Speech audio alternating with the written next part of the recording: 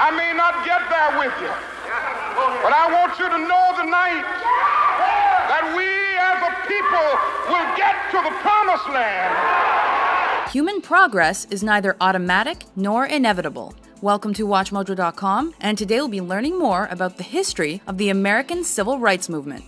The end of the American Civil War in 1865 effectively meant the end of slavery, but African Americans were in for a long struggle before they were finally awarded equal rights. As of 1870, all eligible male citizens were able to vote. However, blacks were discouraged by violence and eventually legal stipulations.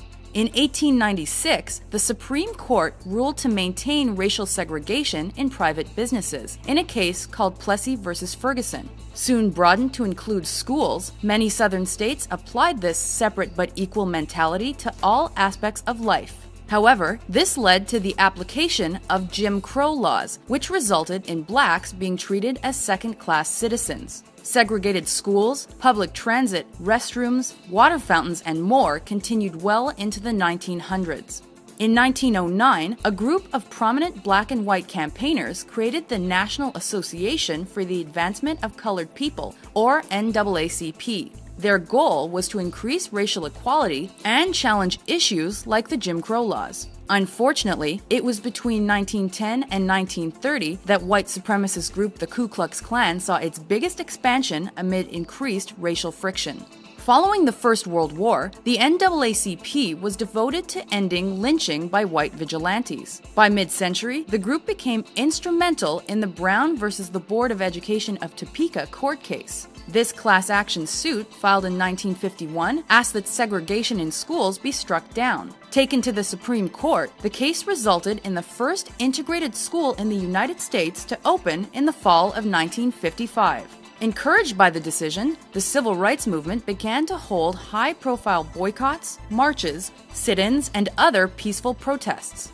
These included 1955's Montgomery bus boycott in support of Rosa Parks. A watershed moment came in 1957 when a high school in Arkansas admitted a group of African American students nicknamed the Little Rock Nine.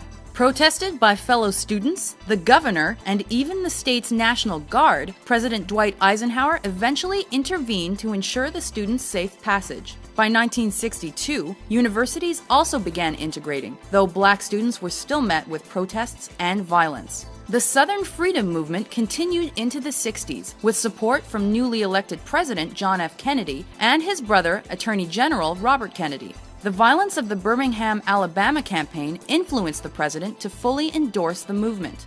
A great change is at hand, and our task, our obligation, is to make that revolution, that change, peaceful and constructive for all. On June 19, 1963, he proposed a civil rights bill to Congress, which was approved in 1964 after his death with support from President Lyndon Johnson. The bill struck down existing legislation that allowed for discrimination, and its approval was largely influenced by Martin Luther King Jr. and the March on Washington of August 1963. With this faith, we will be able to transform the jangling discords of our nation into a beautiful symphony of brotherhood. Capturing the attention of the media and the population, this event attracted hundreds of thousands of people in support of civil rights. Following that, the Voting Rights Act of 1965 ended the prejudiced voting system. Instantly effective, blacks began voting and running for public office. However, just days later, on August 11th, a violent six-day riot in the Los Angeles neighborhood of Watts resulted in 34 deaths.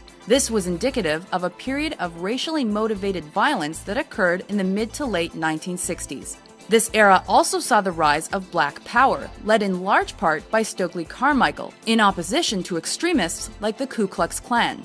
This ideology was exemplified by the Black Panther Party, which followed the principles set forth by Malcolm X. Rising to prominence in the 1950s, his radical ideas advocated militancy for blacks. Black people are dissatisfied. They're dissatisfied not only with the white man, but they're dissatisfied with these Negroes who have been sitting around here posing as leaders and spokesmen for black people and actually making the problem worse instead of making the problem better. He remained an influential and controversial human rights activist until his assassination in 1965. The murders of civil rights leaders continued when Martin Luther King Jr. was killed in April 1968 and Robert Kennedy 2 months later. Despite racial tensions continuing into the 1990s, progress has been measurable. The election of President Barack Obama in 2008 is seen by many to be a culmination of centuries of work in favor of racial equality. This is the meaning of our liberty and our creed, why men and women and children of every race and every faith can join in celebration across this magnificent mall, and why a man whose father less than 60 years ago might not have been served at a local restaurant can now stand before you to take a most sacred oath.